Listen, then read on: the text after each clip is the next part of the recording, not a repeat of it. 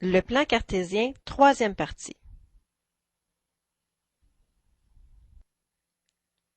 Section 5. Introduction au graphique cartésien. Le graphique cartésien, ou tout simplement graphique, est une représentation géométrique qui nous aide à comprendre comment une quantité évolue en fonction d'une autre. Il nous permet également de trouver rapidement, de façon visuelle, une valeur d'une quantité étant donné la valeur de l'autre quantité. Qu'est-ce que ça veut dire tout ça? Bien, prenons l'exemple suivant.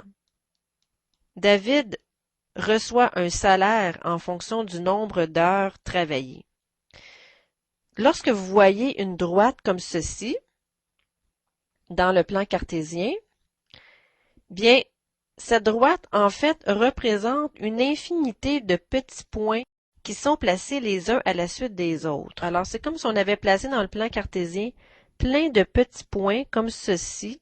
Alors, cette infinité de petits points-ci forme ce qu'on appelle une droite.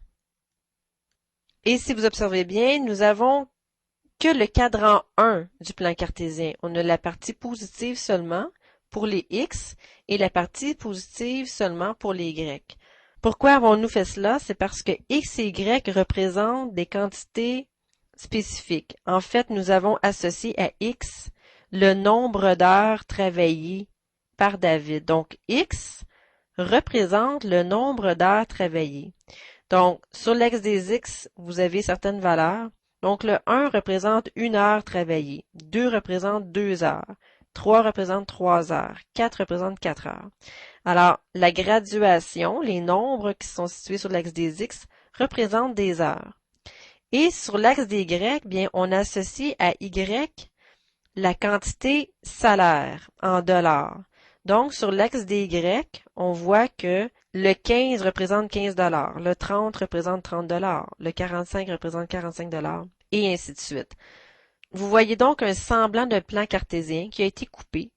Et pourquoi on n'a pas mis la partie négative pour les x? Bien, tout simplement que c'est impossible dans la vie de tous les jours de travailler un nombre d'heures négatif. Hein, on ne peut pas dire j'ai travaillé moins 2 heures, même si on paraisse 2 heures, mais on ne peut pas dire qu'on a travaillé moins 2 heures. On a travaillé 2 heures finalement en paraissant. Mais un nombre négatif d'heures travaillées, ça n'existe pas. Et c'est la même chose pour les Grecs. On ne peut pas avoir un salaire négatif. Donc, on a gardé seulement que le cadran 1, ici, du plan cartésien.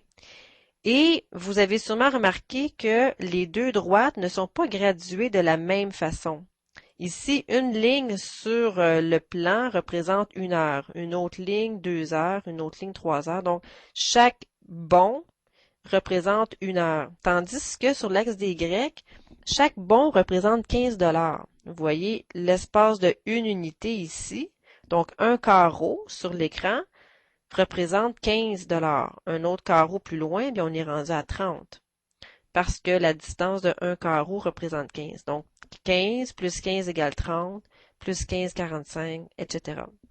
Nous avons donc gradué l'axe des Grecs. Donc, graduer, ça veut dire poser des valeurs sur l'axe des Grecs avec des lignes.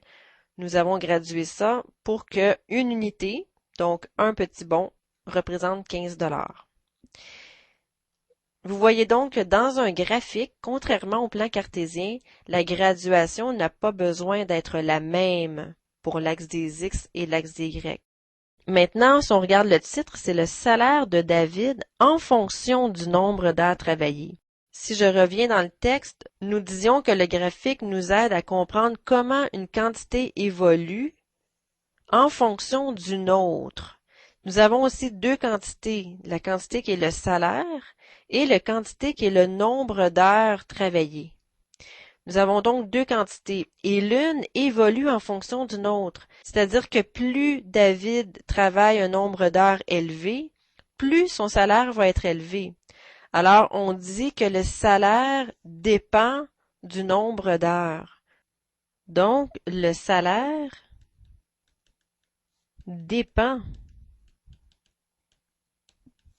du nombre d'heures travaillées. Plus David fait d'heures de travail, plus il reçoit un gros salaire.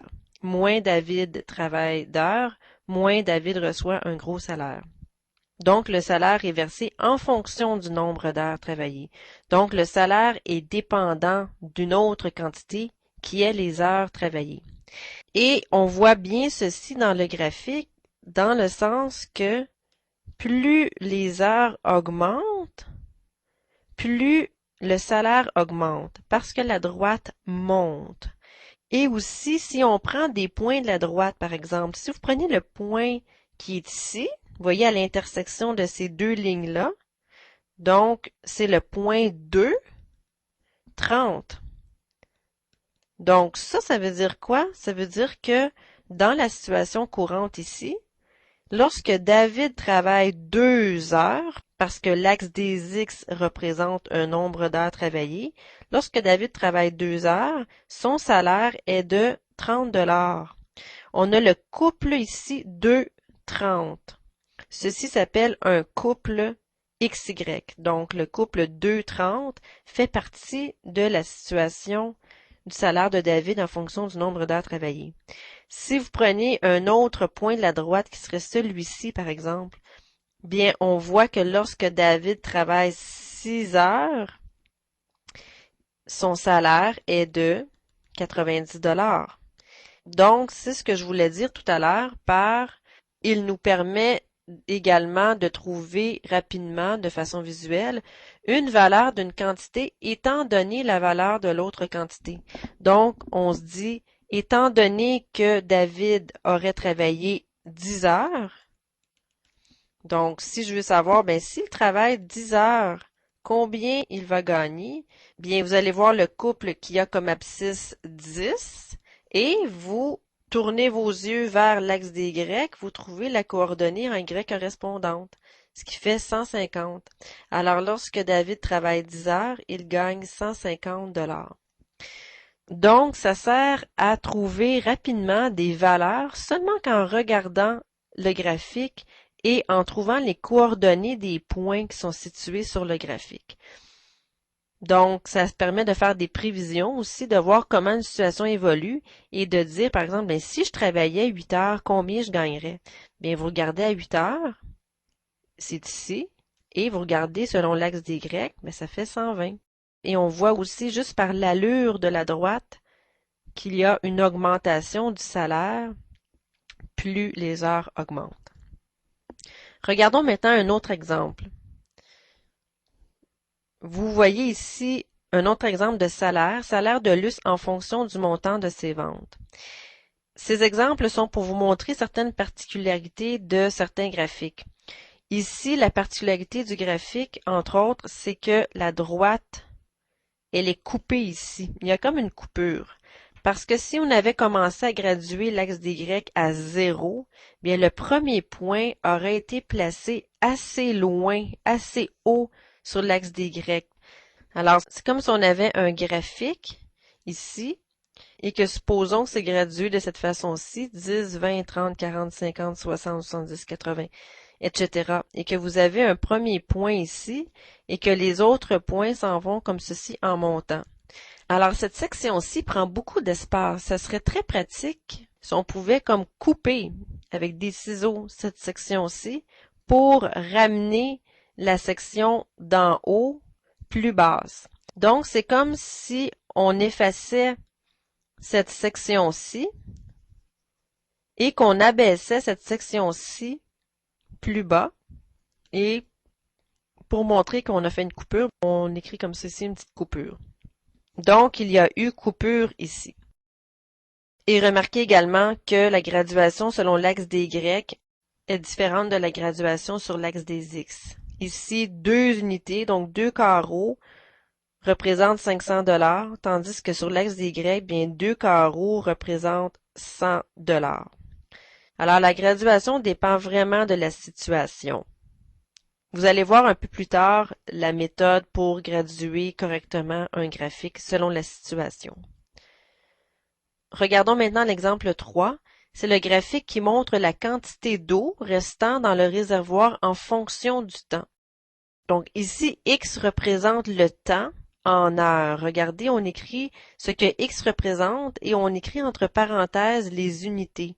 le temps et c'est calculé en heures. Donc ici, le 4 représente 4 heures, le 6 représente 6 heures, 8 heures, 10 heures, 12 heures. Donc sur l'axe des X, nous avons les heures. Et sur l'axe des Y, nous avons une quantité d'eau en litres. Donc 20 000 litres, 40 000 litres, 60 000 litres, 80 000 litres, etc. Donc, X représente quelque chose, une quantité qui est le temps. Y représente la quantité d'eau. Et nous avons plein de petits couples ici qui forment une droite finalement. Je pourrais vous demander par exemple, combien de litres d'eau reste-t-il après 8 heures dans le réservoir? Vous posez vos yeux à 8 heures qui est ici sur l'axe des X. Vous allez chercher le point dont l'abscisse est 8, donc qui est ici, qui est situé sur la droite. Et vous allez chercher maintenant la coordonnée en Y ici, qui est sur l'axe des Y, donc c'est 20 000. Nous avons donc le couple 8, 20 000, ce qui veut dire que après 8 heures, bien, il reste 20 000 litres dans le réservoir. Et au début, après 0 heure, parce que vous avez un 0 ici en X, après 0 heure, c'est-à-dire au début, il y a combien de litres d'eau? Bien, le point est ici. Donc, il y a 60 000 litres d'eau au départ. On l'appelle la valeur initiale. Et combien reste-t-il de litres d'eau, par exemple, après 11 heures? Et après 11 heures, on est ici. Bien, il reste 0 litre. On est à 0 ici en Y. Vous voyez, donc, on peut lire le graphique. À partir du graphique, on peut dégager beaucoup d'informations. C'est la plus grande utilité des graphiques, c'est de nous renseigner de façon très rapide. Vous allez voir par la suite que, évidemment, nous allons introduire des calculs pour avoir, par exemple, des réponses plus précises. Mais, au départ, le graphique est très intéressant pour avoir une bonne idée de la situation de façon visuelle.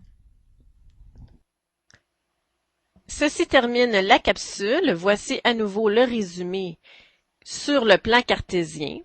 Alors, un plan cartésien est composé de deux axes, l'axe des X, l'axe des Y, quatre cadrans, et tout point faisant partie du plan cartésien possède deux coordonnées, une coordonnée X, une coordonnée Y, et ceci s'appelle un couple X, Y. Voilà, je vous souhaite un bon travail.